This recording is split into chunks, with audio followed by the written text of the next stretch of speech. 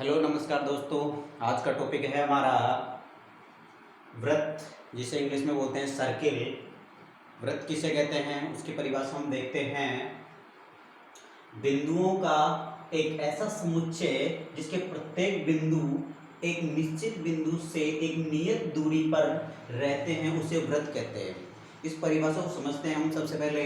तो इसमें दो वर्ड आए हैं कि ऐसा बिंदु, एक ऐसा समुच्चय जिसके प्रत्येक बिंदु निश्चित बिंदु से एक नियत दूरी पे होते हैं। तो उसमें आगे दे रखा है कि निश्चित बिंदु वृत्त का केंद्र होता है।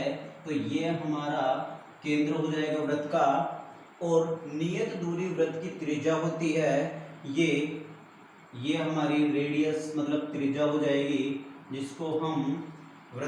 जिसे हम सामान्यतः कैपिटल स्मॉल आर से नोट करते हैं। स्मॉल आर से नोट करते हैं, ये स्मॉल आर से।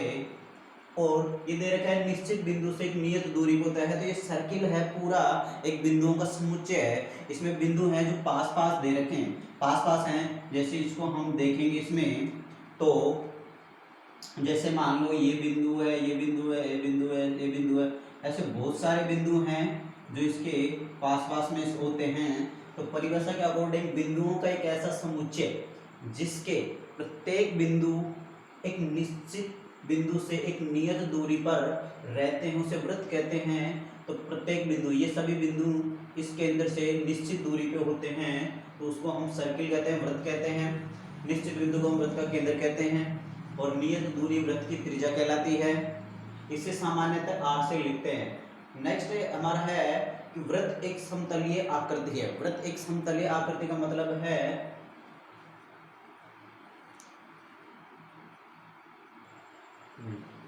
वृत्त एक समतलीय आकृति है। वृत्त एक समतलीय आकृति है, इसका मतलब ये है कि जिसमें दो चीज होती हैं, लंबाई और चौड़ाई होती है, वो समतलीय आकृति होती है। और जिसमें तीन चीज होती है, लंबाई, चौड़ाई, ऊंचाई, तो उसको बोलते हैं हम त्रिविमीय आकृति। यानी ऐसे कह सकते हैं हम, जो समतलीय आकृति उसको बोलते हैं हम 2D बोलते हैं। 2D का मतलब है टू डायमेंशन मतलब जिसमें दो चीज होती है, और जिसमें तीन चीज होती है जिसको त्रिविमीय बोले। जैसे अपना कमरा है, उसमें लंबाई, चौड़ाई, ऊंचाई तीन चीज होती है, तो इसका मतलब वो त्रिविमीय आकृति है। एक घनाभ है लूडो खेलने वाला, उसमें भी तीन चीज होती है, तो वो भी त्रिविमीय आकृति है। तो वृत्त एक समतलीय आकृति है। अगले बात करें कि वृत्त जिस तल में स्थित होता है, वृत्त जिस तल में स्थित होता है उस तल को तीन भागों में विभाजित करता है। यानी वृत्त जिस तल में स्थित होता है उस तल को तीन भागों में बांटा जाता है। जैसे वृत्त दिख रहा है, इस बोर्ड को तीन भागों में बांट दिया।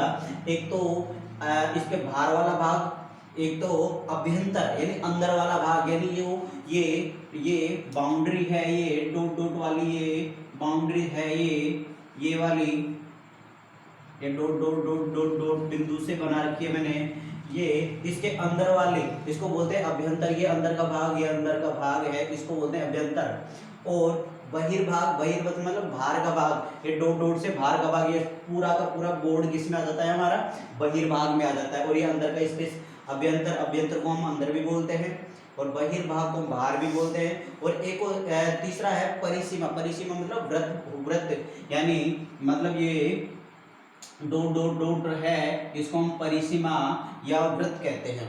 अब इसमें हमारे छोटे छोटे कई क्वेश्चन बन जाते हैं, जैसे ऑब्जेक्टिव क्वेश्चन भी बन जाते हैं कि निम्नलिखित में से वृत्त एक आकृति है। तो ऐसे भी क्वेश्चन बन जाते हैं, ऑप्शन में मिल जाएगा समतलीय आकृति है या त्रिविमीय आकृति है, या दोनों है, या इनमें से कोई नहीं। तो ऐसा भी एक क्वेश्चन बन सकता है हमारा।